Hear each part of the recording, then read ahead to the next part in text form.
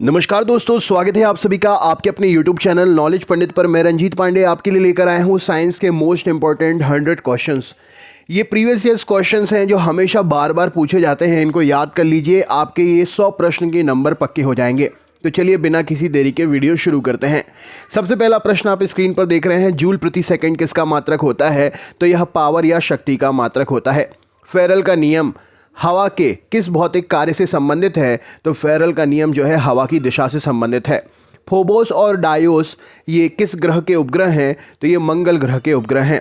Injection देते समय प्रयुक्त जल किस विधि द्वारा तैयार होता है? तो यह आसवन विधि के द्वारा तैयार होता है।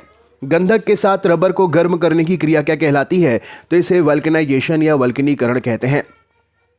बैक्टीरियोफेज क्या है? तो बैक्टीरियोफेज बैक्टीरिया का परजीवी वायरस कहलाता है। रेडियो एक्टिवता में बीटा किरणें कैसी होती हैं? तो ये ऋणावेशित होती हैं। कांच पर लिखने के लिए किस अम्ल का प्रयोग करते हैं? तो हाइड्रोजन फ्लोराइड अम्ल का प्रयोग करते हैं। शुद्ध सोना कितने कैरेट का होता है? तो यह 24 कैरेट का होता है। किसी चालक के सिरों के बीच विभवांतर उसमें बहने वाली धारा के समानुपाती होता है। यह नियम किसका है? तो यह ओम का नियम है। स्टार्च को माल्टोज में परिवर्तित करने वाला एंजाइम कौन सा है? तो यह एमाइलेज एंजाइम है। परमाणु घड़ी किस सिद्धांत पर अंतर्गत काम करती है? तो पीजो इलेक्ट्रिक प्रभाव के अंतर्गत परमाणु घड़ी जो है वह काम करती है। प्रत्येक पदार्थ में द्रव जो है द्रव्यमान कारण ऊर्जा भी होती है। प्रत्येक पदार्थ में उसके द्रव्यमान के कारण ऊर्जा भी होती है। यह सिद्धांत किस वैज्ञानिक ने प्रतिपादित किया था? तो यह आइंस्टीन वैज्ञानिक ने प्रतिपादित किया था। आग लगाने वाला नापाम बम जो आग लगाने के लिए प्रयोग करते हैं, यह आग उत्पन्न करने वाला मुख्य पदार्थ कौन सा होता है जो इसमें रहता है? तो यह नेप्थेनेट पॉमीटेट प्रश्न के लिए सही उत्तर हो जाएगा। हवाई जहाज को बनाने में कौन सा फाइबर प्रयोग होता है? तो हवाई जहाज को बनाने में कार्बन फाइबर प्रयोग होता है। जल के प्रवाह में कौन सा नियम लागू होता है? तो बर्नौली का नियम जल के प्रवाह में लागू होता है। वायु में ध्वनि का वेग किस अवस्था में बढ़ जाता है? तो आर्द्रता बढ़ जाने पर वायु में ध्वनि का वेग बढ़ जाता है। आंसू में कौन सा एंजाइम होता है जिससे जीवाणु मर जाते हैं? तो इसमें लाइसोजाइम एंजाइम होता है जिससे जीवाणु मर जाते हैं। परमाणु रिएक्टर तथा परमाणु बम मूल अंतर क्या है इसमें? तो परमाणु रिएक्टर में श्रृंखला अभिक्रिया होती है जो कि नियंत्रित होती है, जबकि परमाणु बम में अभिक्रिया जो है वह अनियंत्रित होती है। किसी वस्तु का वेग दुगुना कर देने से उसकी गतिज ऊर्जा कितनी हो जाएगी? तो गतिज ऊर्जा जो है वह 4 गुनी हो जाएगी। किसकी कमी के कारण बर्फ पर चलना कठिन होता है? तो घर्षण की कमी के कारण। झील में फेंके हुए पत्थर के डूबने पर उत्प्रेक्ष बल का क्या काम होता है? तो यह नियत रहता है उत्प्रेक्ष बल। बिजली के बल्ब में फिलामेंट से कांच तक ऊष्मा किस विधि द्वारा संचरित होती है? तो यह विकिरण विधि के द्वारा संचरित होती है। अगर वायुमंडल ना होता तो दिन की लंबाई पर क्या प्रभाव पड़ता? तो दिन की लंबाई कम हो जाती। किसके कारण खुले में रखा दूध कुछ देर बाद खट्टा हो जाता है? तो लैक्टिक अम्ल बन जाने के कारण। अभ्रक ऊष्मा और विद्युत के लिए क्रमशः कैसा होता है? तो ऊष्मा का सुचालक होता है और विद्युत का कुचालक यानी कि अचालक होता है। जब दो हल्के नाभिक मिलकर एक भारी नाभिक की रचना करते हैं तो उनमें कौन सी प्रक्रिया होती है? तो यह नाभिकीय संलयन कहलाता है। पृथ्वी का पलायन वेग का मान कितना है? तो 11.2 किलोमीटर प्रति सेकंड है। अत्यंत निम्न ताप पर भौतिक के अध्ययन को क्या कहते हैं? अत्यंत निम्न ताप पर भौतिकी के अध्ययन को हम क्रायोजेनिक्स कहते हैं। किसी तारे का रंग किस पर निर्धारित करते हैं? तो तारे के तापमान से निर्धारित करते हैं। रासायनिक दृष्टि से भारी जल क्या है? तो यह ड्यूटेरियम ऑक्साइड है। हीलियम को छोड़कर सभी अक्रिय गैसों की बाह्य कक्षा में कितने इलेक्ट्रॉन होते हैं? तो 8 इलेक्ट्रॉन होते हैं। हीरा और ग्रेफाइट किसके अपर रूप हैं? तो यह कार्बन के अपर रूप हैं। किस गैस में सड़े अंडों की तरह गंध आती है? तो हाइड्रोजन सल्फाइड गैस में यह गंध आती है। न्यूरॉन किसकी इकाई का नाम है? तो न्यूरॉन तंत्रिका तंत्र की इकाई का नाम है। लौंग के तेल का प्रमुख घटक जो दांत को दर्द को दूर करने में प्रयोग होता है उसका नाम क्या है? तो लौंग के तेल में यूरेनॉल होता है। आइकोनोग्राफी के अंतर्गत किस चीज़ का अध्ययन करते हैं? तो इस शाखा के अंतर्गत मूर्ति एवं प्रतिमाओं का अध्ययन किया जाता है। जल में प्रकाश का वेग कितना होता है? तो 22,5000 मिलीमीटर प्रति सेकंड प्रश्न के लिए सही उत्तर हो जाएगा। एक पारसेक में कितने मीटर होते हैं? तो एक पारसेक में लगभग 3.09 इंटू 10⁻16 मीटर पारसेक का जो है वह दूरी का मात्रक है। राइट आंसर हो जाएगा पैरालेक्टिक सेकंड का संक्षिप्त रूप। पारसेक का जो है संक्षिप्त रूप जो है यह है पैराइलेक्टिक सेकंड। कोई कोशिका का ऊर्जा ग्रह किसे कहा जाता है? तो माइटोकॉन्ड्रिया को कहते हैं। सर्वप्रथम इसके बारे में किसने बताया? तो सी बेंडा राइट आंसर हो जाएगा। सी बेंडा ने सबसे पहले इसके बारे में बतलाया। वैसेक्टोमी तथा ट्यूबेक्टोमी क्या है? तो संतान उत्पत्ति की क्षमता को रोकने के लिए पुरुषों की नसबंदी को वैसेक्टोमी और महिला की नसबंदी को ट्यूबेक्टोमी कहते हैं। साबुनी घोल के बुलबुले रंगीन प्रतीत होते हैं, तो प्रकाश के व्यतिकरण के कारण यह रंगीन प्रतीत होते हैं। विटामिन ए का संग्रह किस अंग में होता है? तो यकृत में होता है। यदि हवा में O2 की सामान्य मात्रा के साथ कार्बन मोनोऑक्साइड भी हो तो मनुष्य का दम घुटने लगता है। तो हीमोग्लोबिन O2 की बजाय कार्बन मोनोऑक्साइड अधिक तत्परता से संयोग करता है, इसीलिए दम घुटने लगता है। जीवाणु को किन कारणों से एक पादप माना गया है? तो इसमें कोशिका भित्ति की उपस्थिति होती है, इस कारण से। मधुमक्खी की भाषा का अनुवादन करने वाला कौन सा वैज्ञानिक था जिसे नोबेल पुरस्कार से सम्मानित किया गया? तो कार्ल वान फिंच प्रश्न के लिए सही उत्तर है। किस विटामिन की कमी से सूखा रोग होता है? तो विटामिन डी की कमी से सूखा रोग होता है। खसरा रोग कैसे फैलता है? तो यह वायरस से फैलता है। इंसुलिन की खोज किसने की थी? तो बेंटिंग और बेस्ट ने की थी। हाइड्रोफोनिक्स किससे संबंधित है? तो बिना मिट्टी पानी की खेती के हाइड्रोफोनिक्स संबंधित है। कॉड लिवर ऑयल किस विटामिन का प्रचुर स्रोत है? तो विटामिन ए और डी का प्रचुर स्रोत है। किस ताप पर एंजाइम सर्वाधिक सक्रिय होते हैं? तो 400 डिग्री तापमान पर एंजाइम सबसे ज़्यादा सक्रिय होते हैं। जब दो वस्तुएं किसी तीसरी वस्तु के तापीय संतुलन में है और परस्पर भी तापीय संतुलन में होती है, यह नियम किसका होता है? तो यह ऊष्मागतिकी के शून्यांक का नियम है।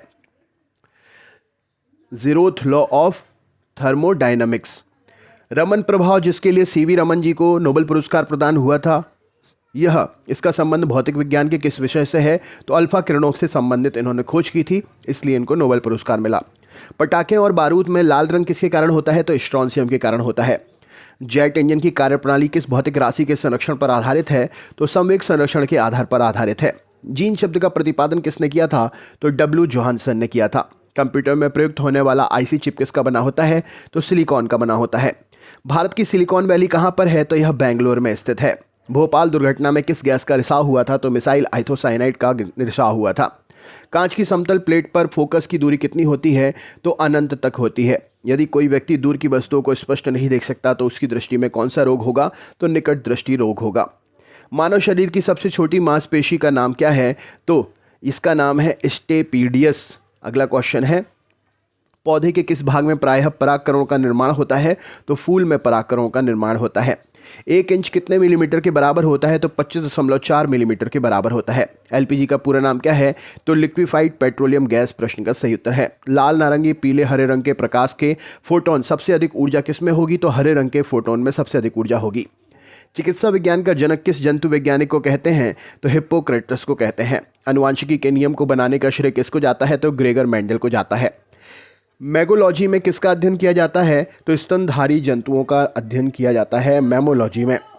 ओजोन गैस किस तरह के गंध देती है? तो सड़ी मछली की तरह ओजोन गैस गंध देती है। बोरेक्स रासायनिक दृष्टि से क्या है? तो सोडियम टेट्राबोरेट है। मक्खी का लार्वा क्या कहलाता है? तो इसे हम मैगोट कहते हैं। बरगद के पेड़ के नीचे लटकने वाली मोटी जड़ें क्या कहलाती हैं?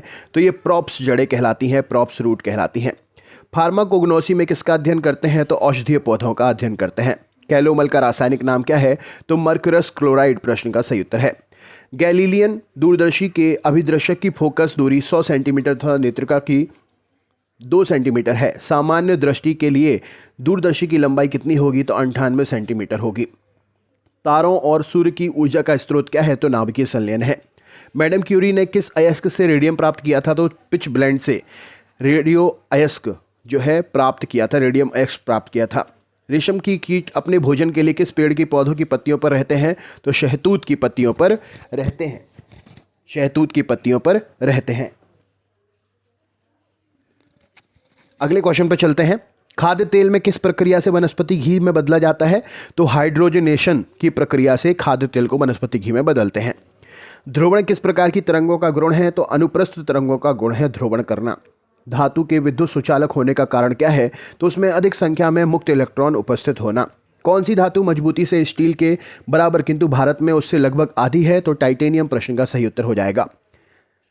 अच्छा, यहाँ पर मजबूती में स्टील से बराबर किंतु भार में, यहाँ पर माफ़ करिएगा, भारत नहीं भार में।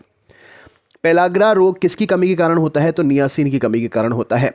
वाष्प घनत्व वाली गैस का जिसका वाष्प घनत्व 14 हो उसका अणुभार कितना होगा? तो दुगना 28 होगा।